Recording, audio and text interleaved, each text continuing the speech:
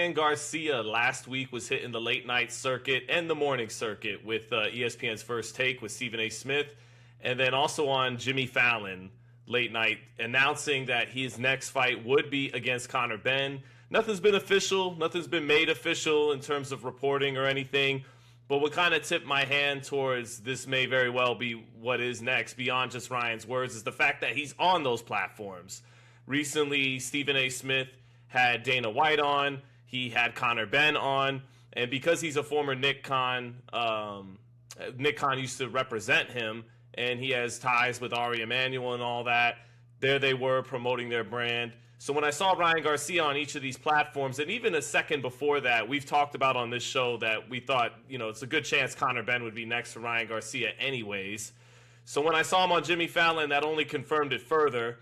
And by the way, side note, because we like to take things deeper, when I saw that Trey Parker and Matt Stone, who have a huge deal with Paramount, were on Jimmy Kimmel the same night, it really is part of this, as you told me last year, that like the oil monopolies. Like you got Texaco, you got Chevron, you got Shell, but they're really all just dispersed, same kind of economic political entities owning it. So Jimmy Kimmel and Jimmy Fallon and Stephen A. Smith First Take, I look at that the same way. Just like right now, DAZN and TNT are going to be under the same Paramount Warner umbrella with their partnership with TNT that Paramount is about to have with TNT. So all the same shit, and I think I'll get to the fight now. I think Ryan Garcia wins this fight by knockout, although there is a chance that Conor Benn throws Ryan for a loop, and myself as well, by using his feet a lot and not trying to really be the destroyer Conor Benn, but trying to be the boxer Conor Benn and utilize his speed in a way that he did against a much older Regis Prograis, who's not nearly as young and fresh and fast or as tall as Ryan Garcia, but he moved around the ring. He showed some wrinkles in his game. Same thing in the Chris Eubank Jr. rematch, because I think if Conor Benn tries to hop in and jump in with punches like he has done for a majority of his career, he gets put out by Ryan Garcia. But I think even if he does show up, and I kind of am expecting him to fight like that in this fight, Raheem, I just think Garcia is the better talent. It will be interesting for Garcia to have to once again go up against a guy who has twitchiness like he does and explosiveness like he does. But I think Ryan Garcia is the favorite to win this fight. And lastly, they both have some similarities. They're looked upon as explosive, talented, but flawed fighters who have been inconsistent at times and sometimes are known more for their name value than for being elite. But I think Ryan Garcia is more of an elite talent than Conor Benn and has shown flashes of and performances of being an elite fighter, most notably a couple months ago in February dominating Mario Barrios. So I got Garcia. When we saw Ryan Garcia on the late night, was it Kimmel? Fallon. The other unfunny Jimmy on late night television. It reminded me of that old viral moment. Dead giveaway. Dead giveaway. I knew right then the fight was about to be made, because what we will now see, as opposed to battling promoters on different networks trying to one-up each other, we're now going to see the media alignment with different promoters and objectives. And that will be how you recognize who's going where. The fact that Ryan Garcia is on Fallon, announcing a fight like that, kind of off the cuff, seeming to not make, because it's a big show. It's just a big fight. This thing could have been rolled out in somewhat grand fashion. But instead, they used the late night American television medium with all the connections that you just mentioned, let you know where Ryan Garcia's bread is buttered. This ain't an Oscar De La Hoya promotion. I'm sure he'll be in the press conference at the top table, but that announcement alone right there lets you know who's running the actual show. It's going to be a collaboration between Zuffa and Ring Magazine, and they may pay a little lip service to whoever's got a contract to get their lips on top of the ring, but nobody else, and by the ring I mean pun intended, but nobody is going to be in charge of this thing other than the ring, and it'll probably be functionally operated by Matchroom. And Dana White and Zuffa will try to take credit for it as if it's a Zuffa show like they did with Crawford and Canelo. All the pieces are in place for this type of show to be presented this way. You'll find now that the battle for excellence is going to get better. It's going to get better. Because you talk about, you're expecting Garcia to win this fight, but take a look at the differential in opponents, environment, and fame and notoriety. In the United Kingdom, Conor Benn is a superstar. You were not impressed with Ben Eubank 1 or 2, to be fair. But here, massive events. Conor Benn is a big star and will become a bigger star fighting in Vegas on a show like this. But what he has not done is fought the level of American excellence. That's gonna rub a lot of people the wrong way. It's gonna leave some bad taste. But just give me a second here, right? You're about to see levels. I had this conversation with you after Usyk and Rico about the differential between Americans and Brits and Europeans. It's about to be real apparent because for whatever you think of Garcia, that's a level Conor Benn hasn't seen, and they are going to muddle the fame of these two guys, the momentum of both of these guys, the social media following of these two guys, the big fights that they have each had, which is unquestioned, of both of these two guys, and turn that into an equivalence. But when it comes to skill, ability, levels to this boxing game, they are on absolute different planes. And you're about to see that. Conor Benn is not on Ryan Garcia's level. There's something still to be proven by European and particularly United Kingdom fighters around whether they can compete with the best of American talent. We don't see the best of American talent in the heavyweight division right now. Correct. The heavyweight division is devoid of American talent. Almost none, really, at this point to speak of. We got fighters, but none to speak of. Nobody I'm about to pop collars on. But boy, you get into 47, 40, you get down into the mid-range weights, and the smoke is there. That's why Zuffa's trying to collect all that smoke. That's who they're going after. Dare I say, if that's their strategy, and it looks like it is, Conor Benn's about to be food. Well, Raheem cooking as usual. You are correct. Ever since the fall of the American heavyweight and Lennox Lewis as a non-American heavyweight, as a worldly heavyweight, including the UK, the sport has been ran, from the lightweight division to the middleweight divisions. That is where, and really the welterweight division's been the glamour division since Sugar Ray Leonard, So, all well put. When you said I wasn't impressed with the two Ben Eubank fights, I liked some of what I saw from Conor Benn in fight number 2, and I was actually very impressed with Conor Benn in his welterweight run when he was knocking out Chris Algieri, Sammy Vargas, and then he popped 4 PED and wound up having to take years off, gets into the Eubank fights, comes back, goes the distance with Pete Dobson, and now the jury's been out on him since as an elite level talent, certainly fighter, but he was showing flashes of being maybe the best British welterweight since Khan and Brook, and then a lot of that momentum got slowed. So now he's to the test. And American dominance in the sport, while I still believe the United States has more champions than any other country right now, isn't quite what it was at the same time. So Garcia still has to prove that level difference is there, but definitely picking up what you're laying down, which is they may be on the same level arguably as names, but what you're going to see in this fight is a big difference in quality.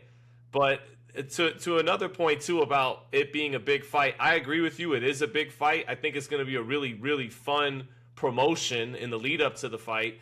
But I just did a little experiment when Ryan was on First Take. I was texting with Samantha still about Keyshawn's fight and whether that moved the needle or not, and read Paul Magno's article where he was like, Keyshawn Davis came off like an AI generated elite fighter, but meaning like he checks the box with the name and the hand speed and the combinations, but he just didn't care enough. And I go, okay, here's a fighter on the screen I think a lot of people care about in Ryan Garcia. And I go, but let me actually test that. So I'm at the gym. I go up to these two in their 20s, Mexican girls working out. They're probably weirded out that I'm coming up to them. And I just go, excuse me. And they're like, yeah. And I go, do you know who that is? Just curious. Do you guys know who that is? And it was Ryan Garcia on ESPN with Stephen A. Smith. And they were like, we don't know who he is. So, you know, in our boxing world, it's a big fight, which is all that matters. There's enough heads in the boxing world to make a good living off this fight for sure for both fighters. But he may, I don't know. I was wondering if he's still crossing over, and I think he's crossing over more than a lot of other fighters are by far, but still not there yet. He's still not near the level Oscar was at or Canelo's at. And so this fight is a step towards that if he looks really impressive. He's not at the level of, certainly not an Oscar De La Hoya. It's not a Canelo. But the fights that he's lost to Rolly, the fight that he lost to Tank, these are American fighters. Mm-hmm. These are guys. He's not a world beater. He's not beating everybody in his weight division in America. But put him up against any of these British title holders, and I got Ryan Garcia all day.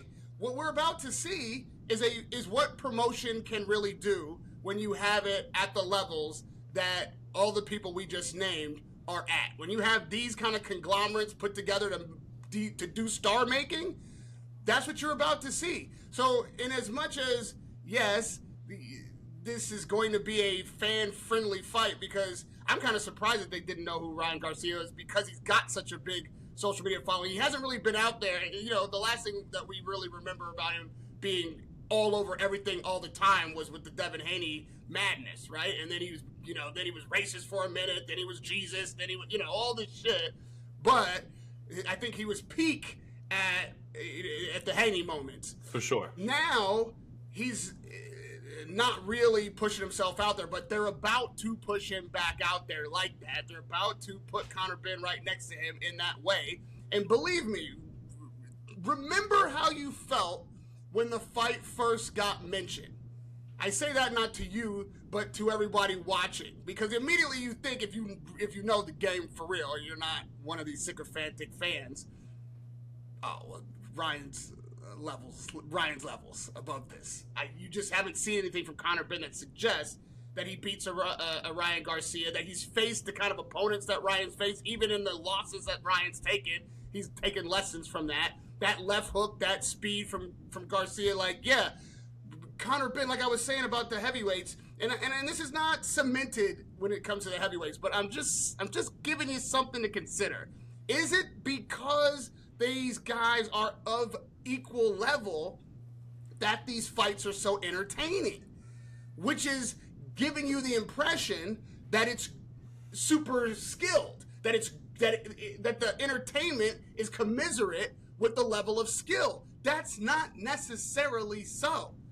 It doesn't mean, one does not mean the other. You can have two mid fighters that are of the same skill level put on a fantastic show. And a lot of, keen-eyed critics like yourself will be like, well, that wasn't excellent boxing, and maybe be less entertained by it because you're so critical because of the knowledge that you have of the sport. But this is fast food. It may not have the nutritional value, but it tastes fantastic. These guys are about to be promoted one-to-one, as if this is some equivalence, and all the things that they're going to be pointing to make the equivalence have nothing really to do with what they're able to do in the ring. That is the thing to keep your eye on and watch how this machine works. This is really about to be what I consider to be this conglomerate of interest shining. This is the one that they got. They really got to make. Because to your point, Canelo comes in as Canelo, Crawford comes in as Crawford. These guys are good. You are going to get excellent skill there. That's already in the cake. And it was just down to Crawford to be a little bit more outgoing, to have a little bit more to say, to engage the press a little bit more than he wants to. Canelo's always going to be Canelo, but the fight itself was always going to deliver on a skill level. It was just a matter of whether these guys are going to be entertaining enough ahead of it to make it the kind of Netflix extravaganza that you want that kind of show to be. This one they're going to have to sell. Conor Benn has got to get sold in America as what he is in the UK. And Ryan Garcia has to go back to peaking on socials and people be reminded of how entertaining a fighter he is. And to do that, they're going to try to sell you that this is a 50-50 fight. It's not that, man. It's not that. I wonder what they have in store for Conor Benn. What if these signings that they are rumored to have come through? If you are looking at potentially a Devin Haney, a Shakur Stevenson, you got Teofimo Lopez. If you're grabbing that excellent 47 American lineup, I don't know where Conor's gonna go in that group of people. You need to put him in with Crocker. You need Barrios. Like I don't see where he competes in that class.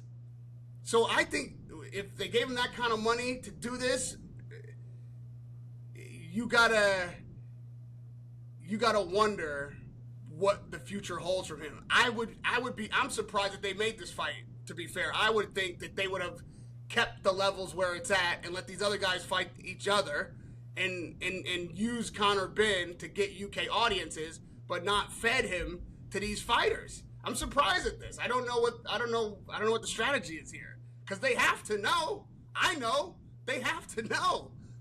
Who does he beat? Who does he beat amongst that group we just discussed?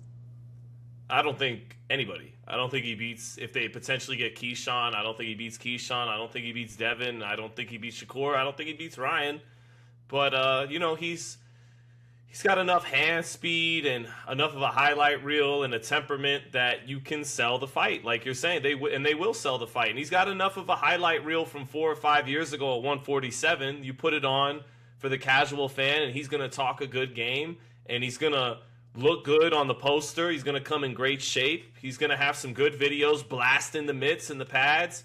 And it's, it sounds like 30 years ago, Raheem was in one of the best movies ever, The Great White Hype. It sounds like, they're going to make him the Great Brit Hype for this fight. And we still got to review that movie again and give a retrospective on it. They could do that once, Sean, but then what? Like, they took him out of the aquarium at SeaWorld? Thank you. They took him out of the aquarium at SeaWorld, where he was flashy doing flips for the audience. Everyone could see and appreciate his great affable skills. And they put him in the Shark Tank. They put him in the ocean with the sharks. Eddie Hearn's about to have the last laugh if this is what they have for the future of Conor Benn. You could very easily have let Conor Benn stay fighting European fighters, get himself a belt somewhere on that side, and maybe build this fight for to even fight this class for another year or two. Let him cook. Let him get his money. Let him become his own name separate from his father in the UK, and then have some big super fight. But you know what this smells like? This smells like Hatton Mayweather. You know what I mean? Yeah, I was thinking about that when you were talking earlier about a great promotion. And by the way, Ricky Hatton, a Hall of Famer, proven himself to be much better fighter than Conor Benn, but same discrepancy in levels is what you're getting at. I thought of that earlier because they promoted that fight beautifully. I mean, But yeah, I think that's what we're about to see. From top to tail, rooter to the tutor, we're about to see the remake of Hatton Mayweather promotionally. And when the bell goes and all that talk and all the lights and all the platforms and the Stephen A. Smith circle jerks are out of the equation, the differentiation is going to be stark and it's going to be quickly recognized. shout out to Stephen A. Smith, by the way. Go Knicks. Shout out Queens in the house, Brooklyn in the house. But yeah, you're right. The Stephen A. circle jerks to commence. Right before we get out of here, though, my two questions that I pose for the fight is, I wonder if, all right, let me illustrate a path to victory for Conor Benn. Move, circle a lot. Surprise Garcia with those tactics. Don't be the fighter that jumped in that he's going to see in a majority of your fights on tape. That hasn't really appeared as much in the last two fights against Eubank and against Regis Prograis.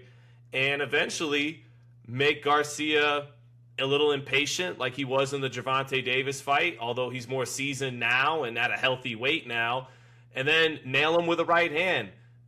Regis Prograis did say, well, he said contradicting statements, just as he did with us before the fight. But one time he said his power wasn't all that. But then another interview after the fight, he said his power was pretty good. He can punch. So you catch Garcia a little off guard with first your tactics and then your power. And then Garcia, when he respects power, he loses some of his gusto, like he did against Gervonta and like he did against Rolly Romero. So you mix in some boxing like he's been working on. The power might still show up at 47. The question I have is that what he's going to try to implement to win this fight? And then the other question I have is this going to go on the same day as Canelo-Mbilli, and will they look to do a dual-site pay-per-view? Maybe now, I don't know. It's going to be hard to sell Canelo on that, but I remember they did, when Canelo fought Kovalev, they had that Masvidal-Nate Diaz fight play as a main event. By the way, that was foreshadowing that all this would be consolidated one day. But they had a main event play in the MGM, and everybody had to wait. Remember, Kovalev took the nap on the sofa that became a meme, and then Canelo fought after that. Are they going to do that with this, or are they going to do vice versa? Are they going to have Canelo just fight on Saudi time? I don't think Canelo will want to go for that, but hey, he's not writing the checks. He sold his soul. So he may have to fight in the United States as a matinee, and then Ryan, and then maybe it's all one pay-per-view you could buy. I don't know, but Garcia said it would happen in Vegas on Mexican Independence Day weekend. That's the same day as Canelo and Mbilli. So I wonder if there's going to be some kind of dual pay-per-view arrangement or something like that. Well, to answer your last question first, yes, that's 1,000% what's going to happen. It's going to be a double-header main event, one from Saudi, one from Vegas, two Mexican superstars. I mean, you think His Excellency is going to let that opportunity go? Absolutely not. He is going to tether that Saudi show to the iconic Mexican Independence Weekend tradition. He is going to essentially be the promoter, for real, of both of these Mexican fighters on this weekend in massive shows. Really, the truth is that Conor Benn and Ryan Garcia will be the bigger, more interesting show. That'll be the one that more people are going to be excited about. But Canelo is still Canelo. Mm-hmm. And that Mbilli fight is a good fight. You gotta talk about that fight. It won't have the outside casual appeal of this Ben Garcia fight for the reasons that we just discussed, to name a few. But together, both of those fights on the same virtual card, but in different ends of the world, that's a no-brainer. No way Turkey lets that slide or allows that to elude him. He's going to promote that way and take credit for having been able to do that. And it's going to be great. It's going to be fantastic. We'll see those back-to-back. Which one will go last? I think it will be Garcia Benn. I think that will, and they will fix it that way because of the time zones, right? Mm-hmm. They will sell it that way because of the time zones. You're not going to get Canelo to think of himself as an undercard fighter by any stretch of the imagination, but you can sell him on that as this is the big event in Saudi. that's going to be the big draw first, and then just because of time, we're going to put the and you Garcia. signed a fucking contract, so you got to do it because I say so, that kind of thing. Yeah, but they will. I'm telling you, with all the braggadociousness that you hear from Dana White, with all of the accomplishments of Ring Magazine and Turkey Al-Sheikh with his destination fights and big cards he's been able to put together, you're about to see the best of what they can do promotionally. This is really their coming out party, and that's why you have both on the same night, and they'll both get their shine from it. Ring will be able to really focus on what they've been able to learn from Queensberry, what they've been able to get Matchroom to do off of the back of that organizationally. It'll be Zuffa's wannabe coming out party as something that they've actually put on themselves. It'll be in Vegas. Zuffa will be all over it. Dana White will be all over it. You'll see all the things. They're about to show their hand. Remember, look what we did at the end of the year. Well, we're in the middle of the year. This is that benchmark promotion. So watch it all come together. The thing that no one's going to be allowed to say, the impolitic conversation that we shan't have, is that this is also enhanced games. We forgot to cover the enhanced games. Oh yeah, that's right. You're right. We almost forgot. Yeah. Almost forgot that. That conversation. How can I forget that? Is going to be around. Well, neither one of these guys has really proven themselves out of the shadow of their pop, right? And I don't mean their father. I mean their pop, right? They are both still under the guise of suspicion as to whether anything pre-pop is legit, because they haven't shown themselves to be the guys that they were before. This is each of their opportunities to try to clear that table, legitimately or not. But if you... Garcia did against Barrios in February, but he still has Shakur Stevenson and Devin Haney, who are snack athletes themselves, going. Yes, yeah, but Sean, as we even discussed in that post-fight, but Garcia's actually pop positive for something, and they never have, which is a very important difference. Yes. Yes, but that's not even where I was going. What I was saying was Barrios didn't put up enough resistance. He wasn't the kind of fighter that's going to test that in Garcia. Right. He was the perfect foil, right? This time, as I've said, I think that levels definitely benefit Garcia, but if there's something in it for Ben, boy, Sims and Ben, they better have a damn good game plan. Look at Garcia, see if you... I don't know the answer. Don't ask me, because I don't know. But if you can... The irony is, if I'm Ben, I'm looking at pre-pop Ryan and post-pop Ryan and seeing what the difference is. I'm looking at what Rolly did. I'm looking for the difference. I'm looking for the crack. I'm looking for that thing that he can't do anymore, that he used to do, that he might try to rely on, and go at that. They got to run tape and get snitches in the camp and see where he's focused on, and see if they can put a game plan together that overcomes the level of skill that I think is the differential between the two fighters. But at the end of this fight, at the end of that fight night, and also while we're at it, there is a guy who is also post-pop on this massive card who has gotten himself out of the shadow of his pop. Canelo. Canelo's also on this Mexican Independence Day card. But we don't talk about that anymore because he has gotten out of the shadow of it. So you can do that. You can eclipse that pop and people stop talking about it. So for Canelo, he is the rabbit that Ben and Garcia are chasing. They want to be seen in that light once again. Did you see Frank Sanchez and Richard Torres in Giza over the weekend? With the whole sport might be the enhanced games, low key, as the kids say, as I've said for years. But there's a difference when you've actually popped for something. That's no longer casting aspersions or speculation. It's just a question of whether or not people still mention that every time your name is mentioned. Right. It's hard to get out of that. Canelo has done it. Neither one of these guys has yet, and if they are not successful on September 12th, I don't think they ever will.